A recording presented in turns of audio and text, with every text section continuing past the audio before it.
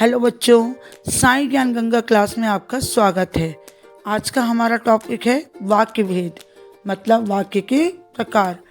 वाक्य भेद को या वाक्य के प्रकार को समझने से पहले हमें वाक्य की परिभाषा को समझना अनिवार्य है।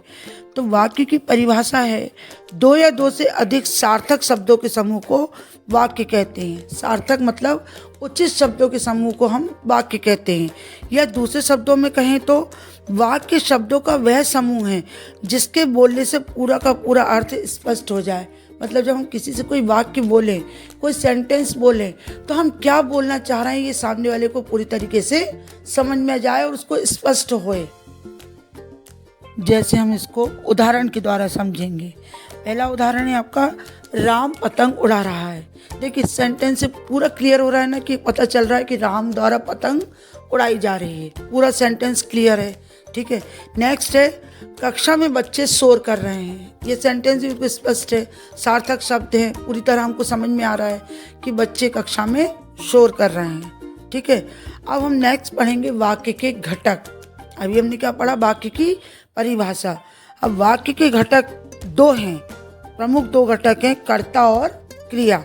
देखो कर्ता का मतलब क्या है, कार्य करने वाला, जो भी कुछ काम है को करने वाला, वो क्या कहलाता है, कर्ता। और क्रिया का अर्थ है काम। आई बात समझ में। जैसे इसका उदाहरण है, मयंक सो रहा है, ठीक है। तो इसमें मयंक कर्ता है और सो रहा है क्रिया है। सोने का काम कर रहा है और काम करने वाला कौन है, मयंक। तो मयंक कर्ता है और सो रहा है क्रिया है। चलिए अब वाक्य के अंग के विषय में हम पढ़ेंगे। तो वाक्य की जो रचना होती है, जो वाक्य बनता है, वह दो अंगों से होती है, ठीक है। पहला है उद्देश्य और दूसरा है विधेय। चलिए उद्देश्य के विषय में समझते हैं। तो उद्देश्य क्या होता है कि वाक्य में जिसके बारे में कुछ कहा जाता है वह उद्देश्य कहलाता है। मतलब जिसके बारे में वाक्य में कहा जा रहा है वह उद्देश्य है। जैसे एग्जाम्पल है, सीमा पुस्तक खरीदती है, तो यहाँ सीमा उद्देश्य है, क्योंकि जो कुछ भी कहा जा रहा है वो सीमा के विषय में कहा जा रहा है, ठीक है ना। तो दूसरा एग्जाम्पल है कि राम फल खा रहा है, तो इसमें राम के विषय में कहा जा रहा है कि राम फल खा रहा है। तो यहाँ पे सीमा तथा राम उद्देश्य हैं।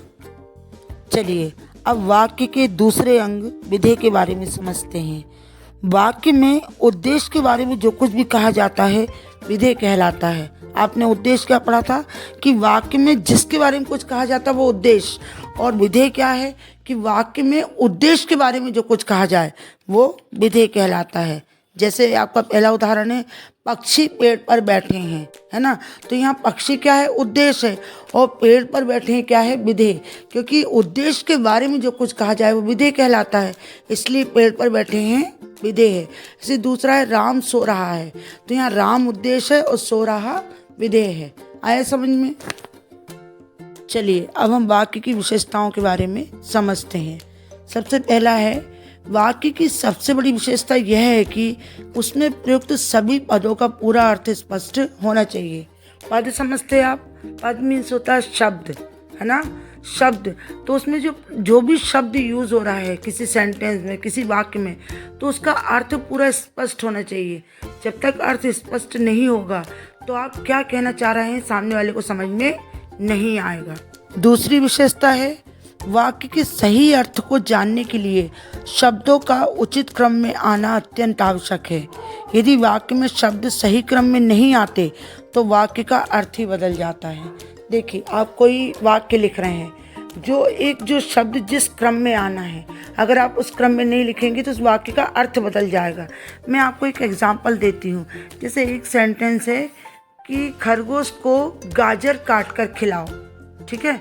तो एक प्रॉपर इसमें जो शब्द यूज़ हुए क्रम में है। अगर हम इसको लिखें कि खरगोश को काट कर गाजर खिलाओ, तो ये तो अर्थ बदल गया ना। पहले में क्या हो रहा है, पहले वाक्य में आपको क्या समझ में आ रहा है कि खरगोश को अपने को गाजर काट कर खिलाना है, लेकिन दूसरे वाक्य में क्या लग रहा है कि खरगोश को काटना है और फिर गाजर खिलाना है। तो अर्थ बदल गया ना इसका, ठीक है ना। तीसरी विशेषता है, वाक्य में जो शब्द प्रयुक्त किए जा रहे हैं उन्हें सार्थक होने के साथ साथ प्रसंग के अनुकूल होना अनिवार्य है, ठीक है। मतलब जो शब्द हो रहे हैं प्रयुक्त वाक्य में, सार्थक मतलब उचित तो होना चाहिए, लेकिन उसके साथ किस समय के लिए वो बोले जा रहे हैं उस समय उस प्रसंग के अनुकूल उनका होना आवश्यक है। चौथी विशेषता है, जो वाक्य लिखा जा रहा है वह अपने आप में पूरा होना चाहिए। लिखते समय वाक्य में किसी ऐसे शब्द की कमी नहीं होनी चाहिए जिसके कारण अर्थ अधूरा प्रतीत होता है।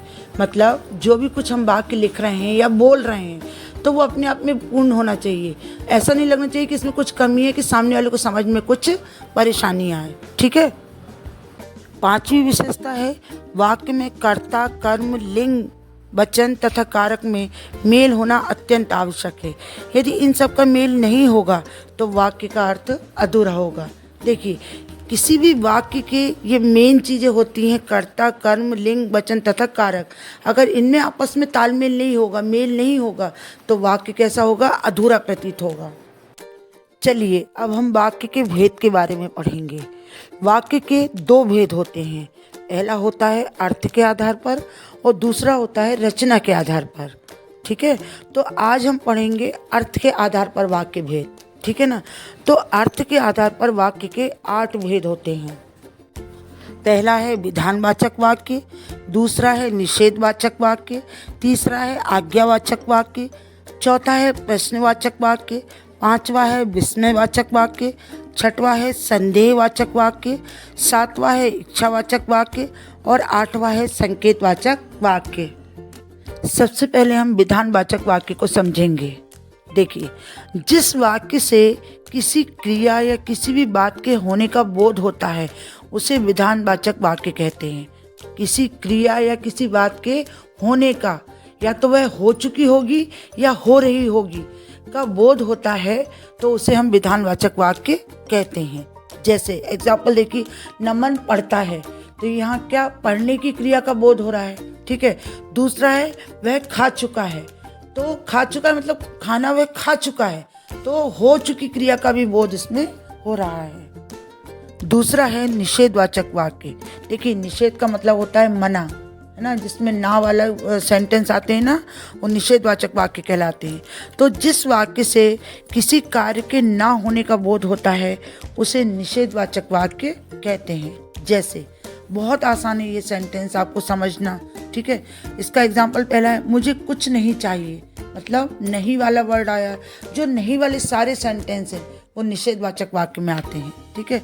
दूसरा है तुमने गाना नहीं गाया, इसमें भी ना हो रहा है, तो जहाँ नहीं या ना वाले सेंटेंस आते हैं वो निषेधवाचक वाक्य कहलाते हैं। तीसरा है आज्ञावाचक वाक्य।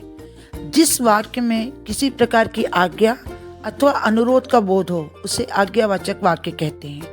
देखिए, इसमें 2 प्रकार की चीज़ें आएंगी। आज्ञा मतलब ऑर्डर और अनुरोध मतलब रिक्वेस्ट। ये दोनों प्रकार के सेंटेंस जिसमें आते हैं उसे हम आज्ञावाचक वाक्य कहते हैं। ठीक है। इसको हम एग्जाम्पल से समझते हैं। तो पहला है आपका, तुम जाओ और उसे भेजो। तो इस वाक्य में क्या दिया उन्होंने? ऑर्डर दिया है, आज्ञा दी है कि तुम जाओ और उसे भेजो। और दूसरा सेंटेंस है, हीरा ने समझाया, नहीं भाई खड़े हो जाओ। तो इसमें उन्होंने अनुरोध किया, तो रिक्वेस्ट की है कि समझाया कि नहीं भाई खड़े हो जाओ।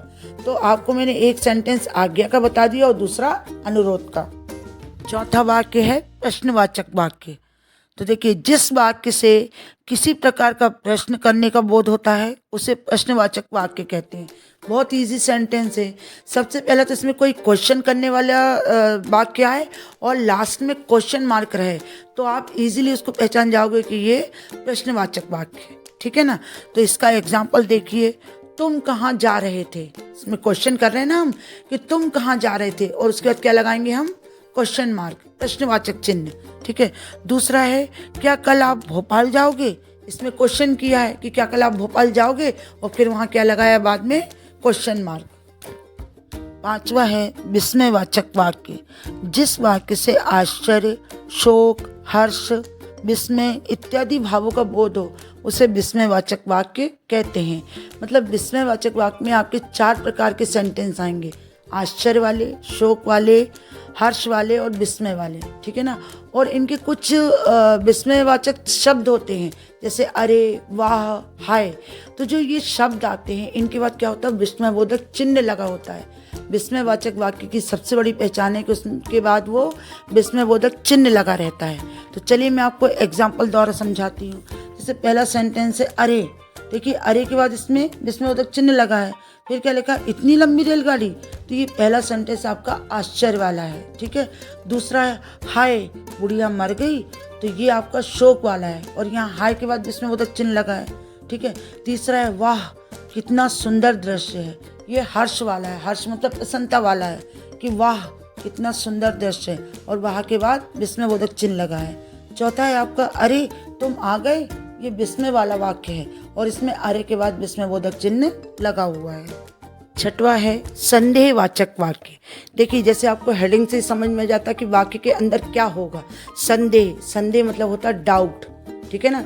जिन वाक्यों में थोड़ा डाउट हो, हमको इसमें हम श्योर नहीं होते हैं, तो वहाँ संदेहवाचक वाक्य होता है। देखिए जिस वाक्य के द्वारा किसी प्रकार का संदेह प्रकट हो उसे संदेहवाचक वाक्य कहते हैं, ठीक है।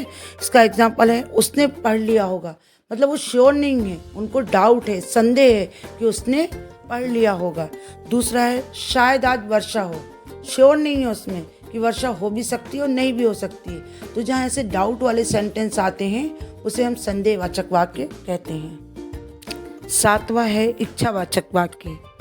जिस वाक्य से किसी इच्छा, आशा या शुभकामना का बोध होता है उसे इच्छावाचक वाक्य कहते हैं।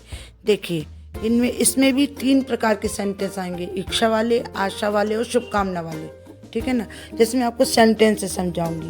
पहला है तुम सफलता प्राप्त करो, मतलब इच्छा है कि तुम सफलता प्राप्त करो। हर माँ बाप की इच्छा रहती है ना कि हमारे बच्चे सफलता प्राप्त करें, ठीक है। दूसरा है आशा, तो मैं आशा करती हूँ। जैसे मान लो आप कहीं एग्ज़ाम देने जा रहे हो, तो कोई आपका जो वेल विशर होता है वो आपको बोलता है ना कि मैं आशा करती हूँ कि तुम सफल हो, तुम जो भी कार्य के लिए जा रहे हो वो सफल हो, तो ये आशा हो गया। नेक्स्ट है आपका आपकी यात्रा मंगलमय हो, तो एक हम शुभकामना देते किसी को। जब कोई यात्रा पे जाते हैं ना तो हैप्पी जर्नी बोलेंगे, या हम हिंदी बोलेंगे कि आपकी यात्रा मंगलमय हो, तो ये हम उसको शुभकामना देते हैं, ठीक है। आई बात समझ में। आठवां है आपका संकेतवाचक वाक्य।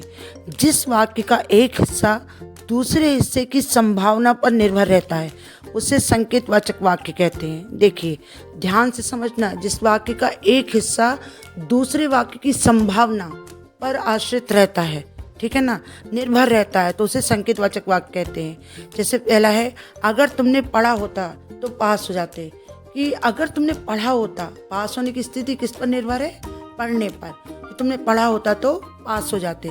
दूसरा है यदि वर्षा होती तो फसल अच्छी होती, कि फसल का अच्छा होना किस पर निर्भर है, वर्षा होने पर।